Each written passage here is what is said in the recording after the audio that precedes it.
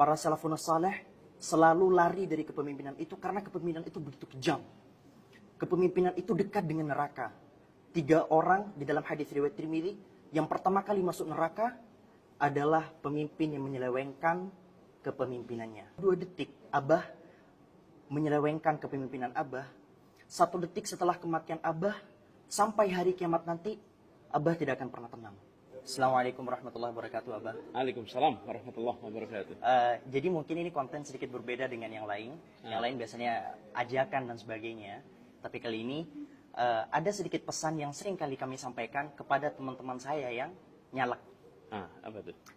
Terlepas dari apapun surveinya, Abah harus ingat sama firman Allah Subhanahu wa taala, "Tu'til mulka man tasha wa tanzi'ul mulka mimman tasha." Allah yang bisa mengangkat sesiapapun yang Allah inginkan, dan Allah juga bisa menurunkan sesiapapun yang Allah inginkan. Jadi apapun yang terjadi, terserah Allah ujung-ujungnya.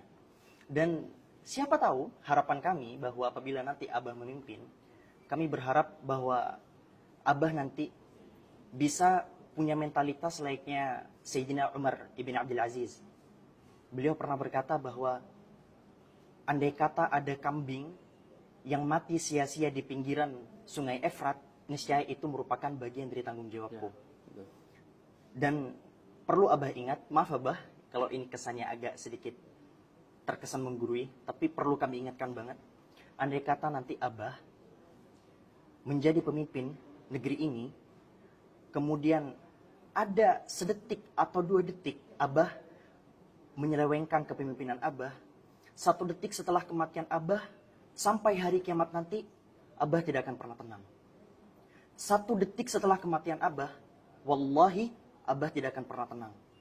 Dan andai kata Abah bertanggung jawab betul-betul, maka itu adalah ladang pahala terbesar untuk Abah. Kami berharap Abah benar-benar memegang teguh prinsip itu.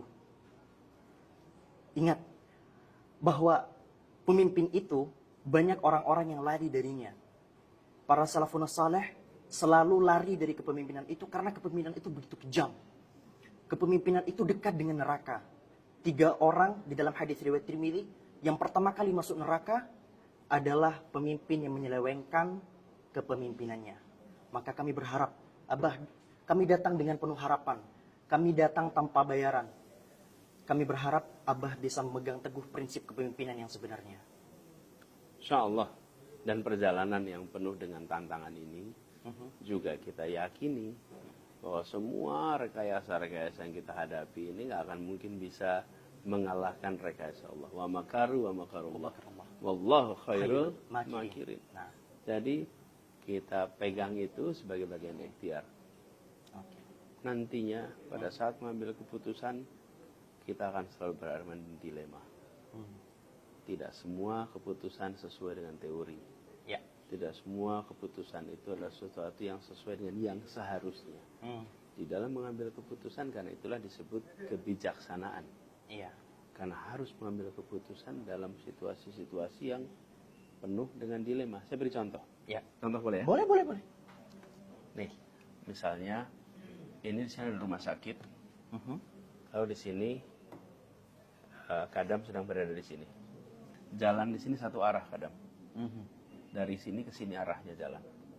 Kadam sedang berada di sini. Pas Kadam di sini ada kecelakaan di sini. Tabrakan keras. Korbannya jatuh. Lalu Kadam lihat kondisinya berat. Harus dibawa ke rumah sakit. Ya. Lalu ada dilema. Kalau mengikuti aturan lalu lintas, maka harus berputar dulu nih, muter untuk ke rumah sakit. Mungkin bisa 30 menit Ya. baru sampai. Benar. Kondisinya kritis, berat. Tapi kalau dibawa langsung sih berarti harus melanggar Melawan lalu lintas. Ya. Nah, di situ namanya judgment. Ya. Nah, nanti akan ada orang yang bilang salah, nggak boleh melanggar Lalu lintas. Itu prinsip, nggak boleh. Tapi ada yang bilang, oh kita lebih penting menyelamatkan nyawa. Iya, benar. Disitulah yang saya maksud. Bahwa tidak bisa dalam kenyataannya Nantinya kita bilang, oh harus pakai 1, 2. Di situ yang namanya kebijaksanaan. Sebagai pemimpin. Di situ ambil keputusan. Tentu dia harus mempertanggungjawabkan. Bagi yang menganggap aturan lalu lintas tidak boleh dilanggar, pemimpin telah melakukan pelanggaran besar. Ya. Karena pemimpin sudah mengkhianati aturan paling dasar, Yaitu jalan satu arah. benar. Oke. Bagi yang satu bilang ini pemimpin sedang melakukan penyelamatan nyawa dalam kondisi darurat. Benar. Akan selalu muncul begitu. Benar. Jadi maksud saya, jangan pernah berharap nantinya semua hal pasti disetujui. Ya. Akan ketemu dengan situasi di mana harus mengambil keputusan berdasarkan kondisi. Nah, bagi kadam yang berada di sini, kadam harus memutuskan dalam 5 menit. Ya. Bagi orang lain, mendiskusikan bisa 3 jam. Afternya. Tapi kadam di situ 5 menit harus putusin. Mau Ya. pakai yang mana?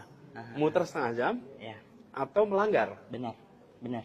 Nah, bagi orang yang membahas, dia bisa membahas berhari-hari. Tapi bagi kadam di situ, kadam tidak punya pilihan. 5 menit harus putuskan. Pemimpin seringkali dia harus ambil keputusan dalam situasi yang cepat. Orang yang menganalisa bisa menganalisa berhari-hari sesudahnya. Jadi doakan bisa amanah, istiqomah, dan didekatkan dengan ikhlas. Insya Allah. Bismillah. Bismillah. Terima kasih Abah. Sama-sama. Kita tagih janjinya nanti di akhirat. Iya. Ya. Assalamualaikum warahmatullahi wabarakatuh.